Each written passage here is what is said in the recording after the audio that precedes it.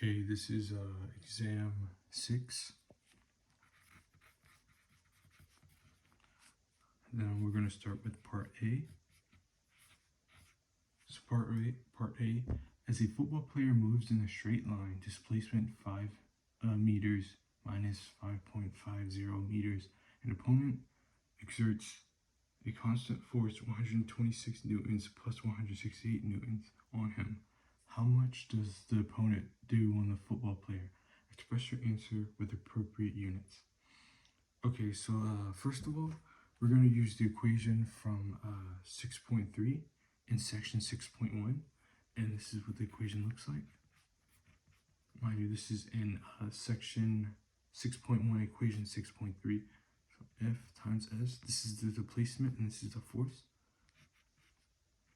This is what the equation looks like. So, taking a look at the problem, we are just going to plug in our values, basically. They already provided us, so we're just going to plug it in. So, F equals 126I plus 168J newtons. S equals 5I minus 5.50 meters. Now this is, like I said, this was already provided in the question. So basically what we're going to do is we're just going to plug in and solve. So 126I plus 168J times 5I minus 5.5J over J. And then solving this, we should get 126 times 5 minus 168 times 5.5. And let me just put my calculator real quick. 126 times 5.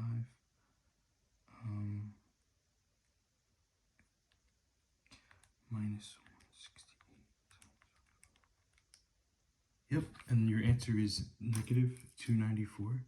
So W equals 294. Not negative 2.4, equals 294, my bad. So 294 is the answer for part A. Now for part B. How much work does the football player do on the opponent? Express your answer with the appropriate units. So basically, the work done by the football player is positive 294 because the force exerted by the opponent is equal to the opposite force exerted by the football player. So, what that means, also this is negative, because this is my calculator, so by negative. So this is positive. So part B would be positive 294. I don't know why I said negative for this one. Yeah, because solving this equals W equals to negative 294J, and then part B is positive. So, yeah. So now for part C. So for part C, let's go down real quick.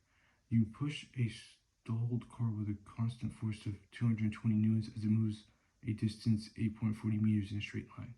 The amount of work that you do in this process is 1.47 times 10 to the third J. What is the angle between the direction of your push and the direction of the car's motion? So basically, we're going to start off with that same formula.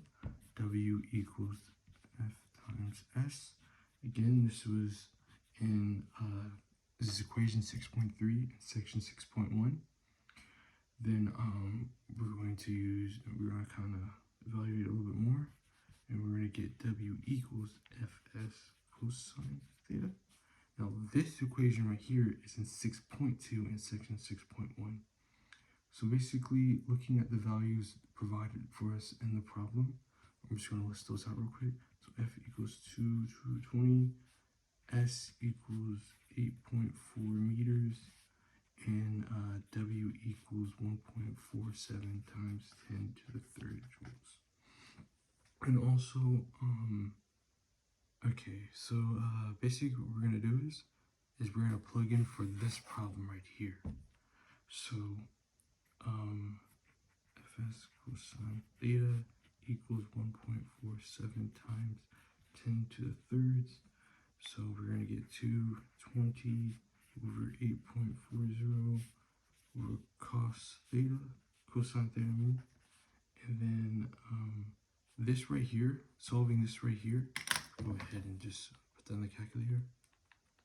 Times 8.40 cosine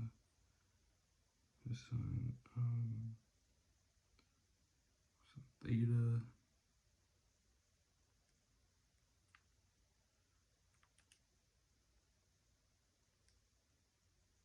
Okay, yeah. And then your answer, well, not your answer, but this being solved is going to be 1848 cosine theta equals 147. So what we're going to do is we're going to divide this, and dividing that should get our answer, which is this right here, 37.3 degrees. And that is your answer for part C. And also this for part C, this is very similar to the example in 6.1. I basically looked at that example and see how they solved it. And they solved it very similar to the way I solved the C. And yeah. So now we're on to part D. Part D. BC, okay, yeah, part D. A block mass of 15 kilograms slides down a ramp incline at 28 degrees above the horizontal. As it slides, a kinetic friction force of 30 newtons parallel to the ramp acts on it. If the block slides for 5.50 meters along the ramp, find the work done on the block by friction. Express your answer with the appropriate units. So basically, this is pretty easy. We're going to use that same exact formula is WF times S, which is in section 6.1, is the equation 6.3. And first, like what I like to do is I like to list my values first, just to get like a good understanding. So M equals 15, and weight, not the weight, the angle equals 28.0, and then the friction force is 30 newtons. So just put F for that. So basically now we plug in our values. So we're gonna do W equals negative 30.0 times 5.50, and then that should get us our answer. Put it in a calculator real quick. 0.50. Yep, and our answer is negative 165. So WF equals negative 165 joules, and that is our answer. So I'm going to go ahead and flip this over. So what was it, ABCD part E. So okay, so for part E, let me scroll down. Find the work done on the block by the force of the gravity. So basically what we're gonna do is use that exact same formula, equals F times S. Again, equation 6.3, section 6.1. Now this will change into F equals M times G times sine theta, because the forces of the angle are acting on the angle. So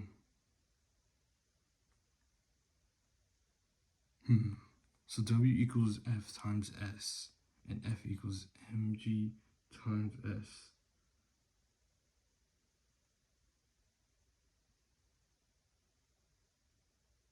Yeah, so basically, yeah. So the forces are acting at an angle. Yeah, I said it right. I was just kind of, okay. And also, this right here, this is also showed in figure 6.3. and they basically kind of show like how it came about and stuff like that. So now we're going to substitute it with the values given in the previous in part A, part D. So W equals 15 times 9.8. Remember 9.8, G is 9.8 times sine 28, and then sine 28 times 5.5 equals, do the math real quick, 9.8 times sine 28 times 5.5, and our answer is 379.56. If you round it up, and it will equal to be W equals 380 joules, and that is your answer for part E. Now for part F, let's go down to part F. So part F is pretty easy. So first we have to find the work done on the block by normal force, and how I weigh. So the answer is going to be 0, 0. So how I kind of found that out was the W equals N times 0 equals 0, and that's basically how I got it. And yeah, and yeah, that's basically how I got it. And this is also, I think this was showing an example 6.2 too. I mean 6.2 as well. And yeah, this is a very simple one. So now we're going to part G. Part G. Okay, so for part G, okay, so for part G, we have to calculate the total work done on the block. So in order to do that, first of all, let me just write down the equation. Equals F times S, and then kind of break this apart. So W equals WF plus WG plus WN. And also, this is shown in example 6.2. And also, I kind of like modeled away from it, modeled 6.2 into part G. So, yeah. So basically, we're going to plug in our values. So, plug in values. And then W equals negative 165 plus 380 plus 0. As you can recall, this is from our previous answers that we just did. And then including the 0, which is from part F. And then we should be able to get WTOT equals 215J. So basically how I solved this problem was you're calculating the total work done on the block, so the total. So I took all my answers from part F, part E, and part D, and added them together, and we got 215. Okay, so now we are on part, looks like we're on part H. Okay, part H. So yeah, let me get started. So part H, 3 students are fighting over a t-shirt. Student 1 exerts a constant force F1 equals F0 on the shirt. Student 2 exerts a constant force F2 equals negative 3 F0, and student 3 exerts a constant force F3 equals negative 4 F0 plus G. In these expressions, F0 and G are positive constants with the units of force. As the 3 students exert these force, the t-shirt undergoes a straight line displacement of 2D plus D, where D is a positive constant with the units of distance. Find the work done on the t-shirt by student 1. So for this one, we're going to do student 1. And this one is pretty simple. So W equals F times S. Again, it's that same equation from section 6.1. And it's the equation 6.3. And they already pretty much give us our values. So all we're pretty much doing here is just plugging the stuff in. So W equals, so F will be substituted as Foj, and then S would be 2di plus dj. And then that would equal our answer, which would be for student 1, would be 2FOD. And that is our answer. We just, multiplied these right here. And then that is our answer for part H. So now, what do we got? Part I. Okay, so for part I, we're gonna find the work done on the t-shirt by this, by the second student. And again, it's the same exact thing as we did in part H. W equals F times S.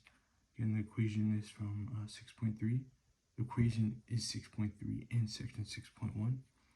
And so we're plugging in, so W equals negative 3FOJ multiplied by 2di plus dj. And doing this, that should give us our answer for part I, which is equals to negative 3FOD. And that is your answer for part I. So basically what we did for part H and part I is we pretty much used this formula right here and just substituted. They provided the values for us, and we're just finding the work done for each student, for student 1, 2, and 3. So by that, let's go down to part J. Part J. So again, part J is the same exact thing. W equals F times S. And again, we're just going to plug in what they gave us for for student 3. So W equals negative 4FOI plus 0 times 2di plus dj. And doing this, negative 4 times 2, we know that's going to be negative 8 FOD plus GD. And that is your answer for the work done by student 3. Now on part K, see if I can fit part K on here. So for part K, basically, so now since we got part K, it's asking us what must be the value of G in order for the total work to be equal to 0. So what we're gonna do is so we're gonna total, so do F1 plus F2 plus F3 times S. So it's kind of a variation of this equation right here, except for we're gonna add all the F's and then multiply by the S. So we're gonna go ahead and plug this in real quick. It's gonna be pretty long. So Fi minus 3